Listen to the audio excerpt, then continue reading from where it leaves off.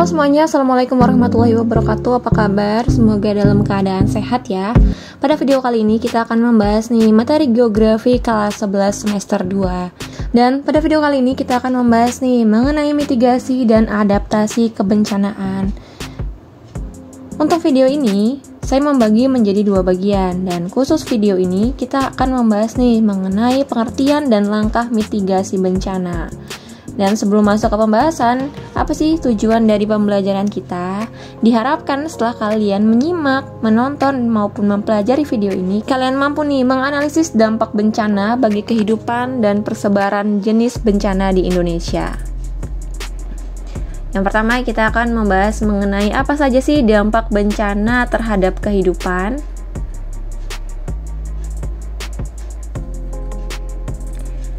Nah, kali ini kita akan membahas tsunami dulu nih. Apa sih dampak negatif dari tsunami? Yang pertama, bencana tsunami ini bisa menyebabkan kerusakan infrastruktur ya tentunya, menimbulkan korban jiwa, kemudian jaringan komunikasi terganggu, pencemaran air asin di lahan pertanian dan air bersih. Apa sih dampak positifnya? Yang pertama adalah sebagai sumber penelitian.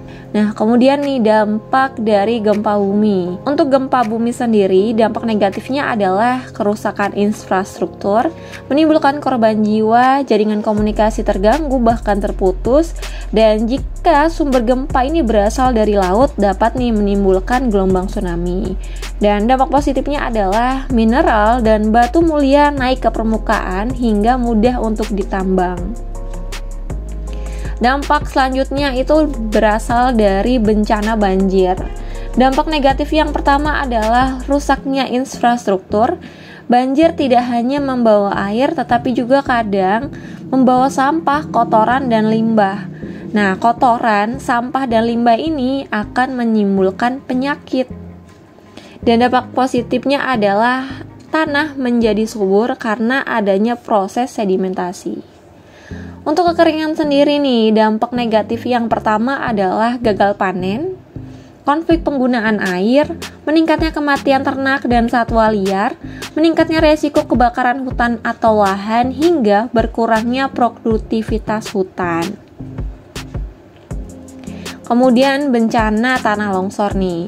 Dampak negatifnya adalah memusnahkan sebagian hutan, menghancurkan habitat satwa liar, rusaknya lahan pertanian, pemukiman dan infrastruktur, hingga menghilangkan lapisan tanah subur dari suatu lereng. Kemudian ada dampak dari kebakaran hutan.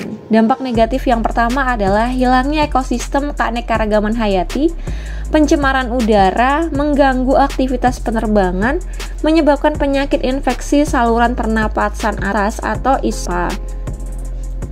Kemudian dampak negatif dari gunung meletus.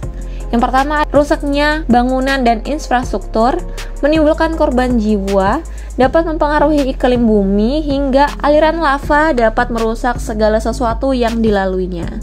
Dan dampak positifnya adalah menciptakan destinasi wisata, menyuburkan tanah pertanian, hingga menjadi sumber energi geotermal. Kemudian dampak negatif dari bencana puting beliung. Yang pertama adalah menimbulkan korban jiwa, merusak lahan pertanian, perkebunan, pemukiman, dan infrastruktur. Nah, kemudian kita akan membahas nih mengenai persebaran jenis bencana di Indonesia. Di sini saya akan memberikan ilustrasi berupa peta mengenai persebaran bencana di Indonesia. Dan ini adalah peta resiko bencana gempa bumi. Dapat kalian lihat bahwasanya paling banyak resiko bencana gempa bumi itu tersebar di Pulau Sumatera, Jawa, dan Sulawesi hingga ke Maluku.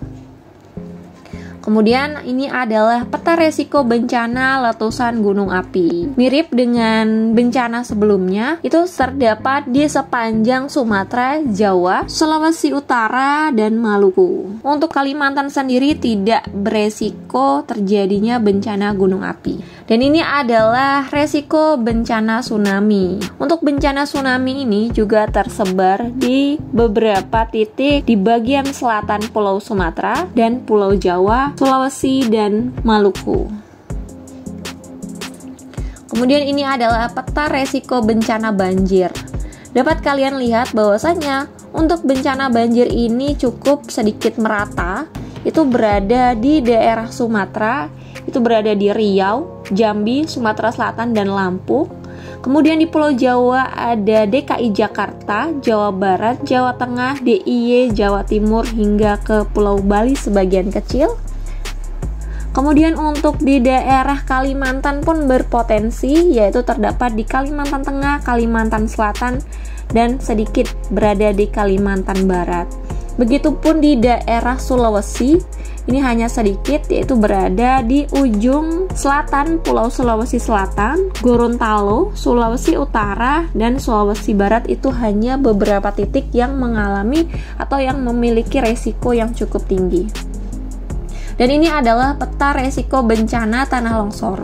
Untuk tanah longsor sendiri ini sangat merata ya. Beberapa tanah longsor ini berada di sepanjang Pulau Sumatera, mulai dari Aceh hingga Lampung, Banten hingga Jawa Timur, Bali, Nusa Tenggara, kemudian Kalimantan Barat, kemudian ada Kalimantan Selatan, Kalimantan Timur, Kalimantan Utara, dan hampir seluruh Pulau Sulawesi dan Maluku hingga ke Papua. Kemudian ini adalah peta resiko bencana kekeringan. Untuk bencana kekeringan, resiko paling tinggi atau bisa dikatakan lebih tinggi di antara yang lain itu berada di daerah Sumatera Utara, Riau, Bengkulu, Sumatera Selatan, Kalimantan Barat, Kalimantan Tengah, Kalimantan Selatan. Dan ada di beberapa daerah di Banten, Jawa Barat, Jakarta, DIY, Jawa Timur. Namun tidak separah di Pulau Sumatera. Kemudian ini adalah peta resiko bencana kebakaran hutan dan lahan. Untuk kebakaran hutan dan lahan, itu paling banyak di bagian utara Pulau Sumatera, yaitu di Aceh, Sumatera Utara bagian utara, Riau, Jambi, Maluku, Lampung, Sumatera Selatan. Kemudian di Jawa Timur juga ada sebagian sedikit, Nusa Tenggara, Kalimantan Tengah, Kalimantan Selatan, Kalimantan Timur, sedikit di Kalimantan Barat, dan ada beberapa di daerah Sulawesi, yaitu di Sulawesi Utara, Gorontalo, Sulawesi Barat, Sulawesi Selatan, Sulawesi Tenggara, dan di seluruh Pulau Maluku, baik Maluku Utara maupun Maluku Selatan, hingga ada di beberapa di Pulau Papua. Ini adalah peta resiko bencana cuaca ekstrim. Dapat kalian lihat bahwasannya cuaca ekstrim ini hampir melanda seluruh Indonesia kecuali di daerah Papua, Kalimantan bagian timur ke atas, Kalimantan Tengah, Sulawesi. Nah, selebihnya ini memiliki potensi bencana cuaca ekstrim, terkhusus di DKI Jakarta, Lampung, Sumatera Selatan, Sulawesi Selatan, DIY, dan lain sebagainya. Nah, demikian tadi pembahasan kita mengenai dampak hingga persebaran bencana di Indonesia. Semoga video ini bermanfaat dan sampai bertemu lagi pada video selanjutnya. Terima kasih. Wassalamualaikum warahmatullahi wabarakatuh.